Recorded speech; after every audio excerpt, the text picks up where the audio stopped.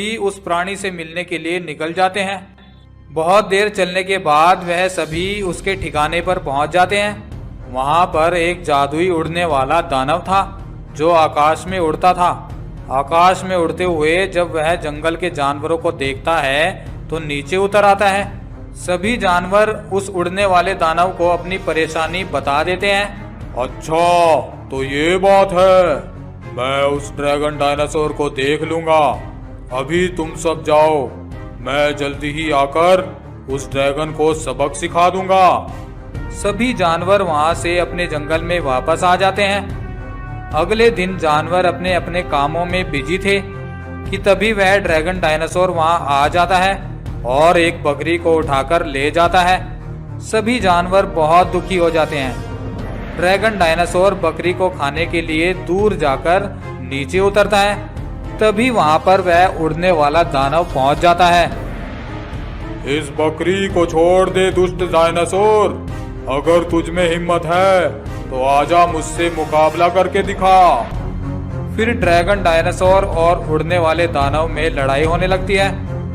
दोनों एक दूसरे पर आग बरसाने लगते हैं।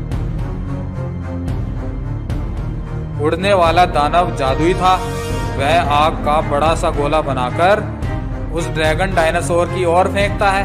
ड्रैगन डायनासोर उस आग के गोले से बच नहीं पाता है और वह आग का गोला उस डायनासोर के आर पार निकल जाता है और वह ड्रैगन डायनासोर आग में जलने लगता है और जलते जलते वह नीचे जमीन पर जा गिरता है और कुछ ही देर में दम तोड़ देता है।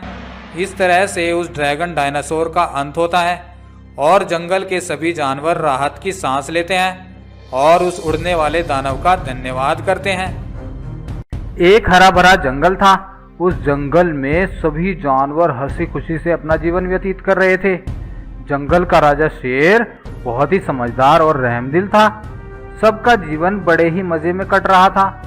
वहीं एक टीले पर एक बड़ा ड्रैगन रहता था।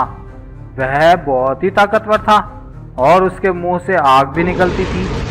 एक दिन ड्रैगन ने सोचा, अरे कितने दिन हो गए मुझे इसी जगह पर रहते हुए, अब तो यहाँ बोरियत सी होने लगी है।